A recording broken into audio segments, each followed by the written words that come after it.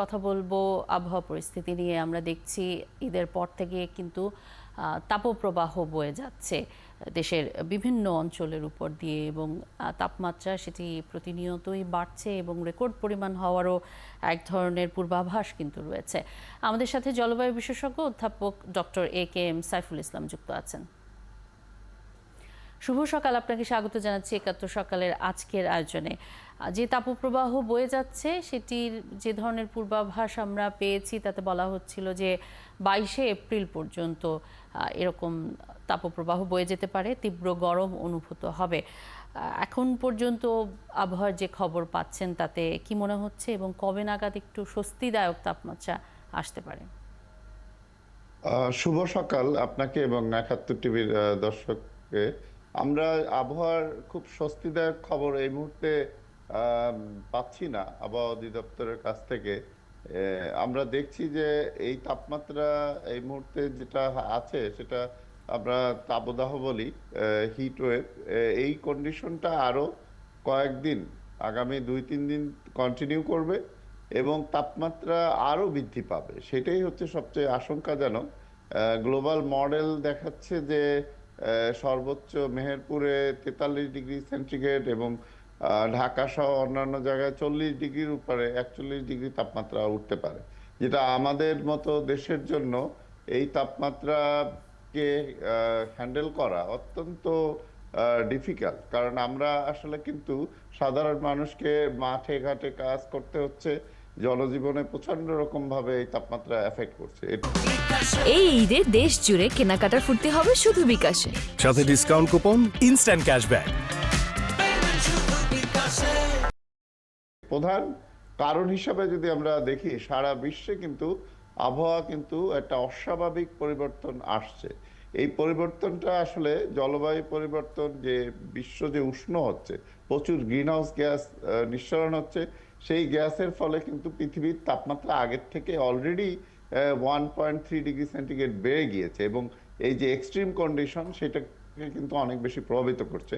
অন্যদিকে প্যাসিফিক ওশনে একটা ফেনোমেনা যেটাকে এনসো বা এলনিনো বলে, সেই কন্ডিশনের জন্য কিন্তু এবছর অনেক বেশি আমরা উষ্ণ দেখব বলে মনে করছি। এবং গত 10 মাসে বিশ্বব্যাপী যদি তাপমাত্রার রেকর্ড দেখি, সেটা সর্বকালের যে রেকর্ড ছিল প্রতি মাসে সেটাকে কিন্তু এক্সিড করে গিয়েছে। অর্থাৎ এরকম একটা এক্সট্রিম কন্ডিশন দেখছি। অন্যদিকে আমরা দুবাই বা অন্যান্য জায়গায় দেখছি যে হঠাৎ করে অস্বাভাবিক বৃষ্টি হয়ে বন্যা হয়ে শহর ডুবে যাচ্ছে। তো এই পরিস্থিতিতে আসলে আমাদের করণীয় কি, সেটা নিয়ে কিন্তু এখন থেকেই আমাদের চিন্তা করতে হবে। যে প্রতি বছরই আমরা দেখছি যে এই গরমের সময় অনেক বেশি গরম হচ্ছে। জি, এবং যেটি আপনি বলছিলেন যে আমরা দেখছি যে দুবাই সহ ওমানেও আমরা দেখেছি, মধ্যপ্রাচ্যের বেশ কয়েকটি দেশে কিন্তু অনেক বৃষ্টি হয়েছে। পাকিস্তানেও দেখেছি আমরা বৃষ্টি, বজ্রপাতজনিত ঘটনায় মৃত্যু হয়েছে অনেকের।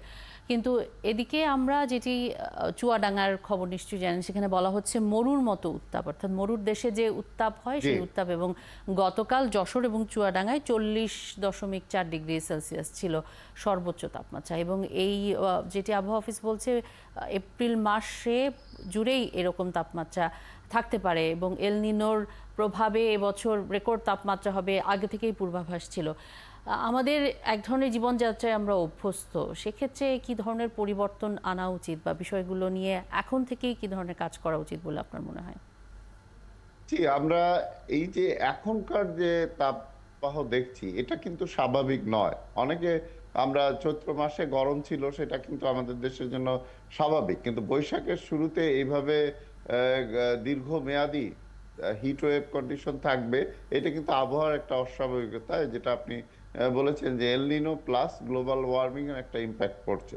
তো এটা স্বাভাবিক, জনজীবনে ডেফিনেটলি আমাদের ইম্প্যাক্ট করছে এবং এই আবহাওয়ার সতর্কতার উপরে কিন্তু আমাদের সেইভাবে অভিযোজন করতে হবে, যেটা অ্যাডাপ্টেশন বলা হয়। যেমন আমরা এরকম এক্সট্রিম কন্ডিশনে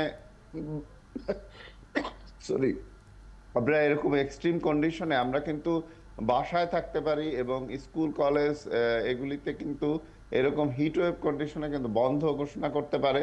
আমরা দিল্লি সহ অনেক দেশে দেখেছি যে এরকম যে দিনগুলোতে এক্সট্রিম কন্ডিশন থাকে সেখানে কিন্তু এই প্রিকশন নেওয়া যেতে পারে। অন্যদিকে স্বাস্থ্য সংক্রান্ত যে সমস্ত ঝুঁকি আছে সেগুলি কিভাবে ই করা যায়, যে এই সময় কিন্তু পানি বেশি খেতে হবে, আশ্রয় আপনার বাইরে বেশি চলাফেরা করা কমাতে হবে। তো এই ধরনের আমাদের সতর্কতা যদি দেওয়া হয়, তাপমাত্রার সাথে সাথে জনস্বাস্থ্যে বা জনজীবনে কি ধরনের প্রভাব পড়বে সেটা একটা ভূমিকা রাখতে পারে।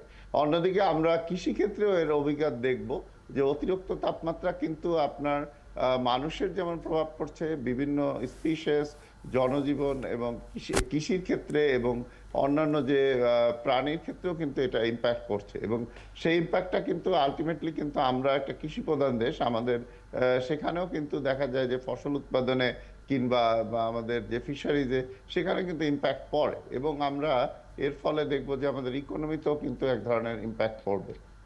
জি, এবং এই যে জলীয় বাষ্পের আধিক্যের কারণে বলা হচ্ছে যে আমরা এক ধরনের ভ্যাপসা গরম, এবং গরম যত না থাকে অনুভূত হচ্ছে তার চাইতে বেশি। এটি যে হচ্ছে এর কারণটা আসলে কি, এবং এল নিনোর প্রভাবেই কি আমরা মানে দেখছি এত গরম? তাহলে কি যখন এল নিনোর প্রভাব থাকবে না তখন কি পরবর্তী বছরগুলোতে সেখান থেকে গরমের মাত্রা বা তীব্রতা সেটি কি কমে আসবে কিনা?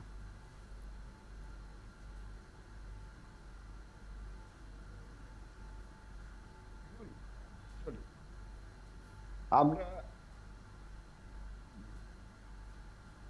আমরা যে অস্বাভাবিক আচরণটা দেখছি, যেটা আসলে সরি আমাকে give me one second.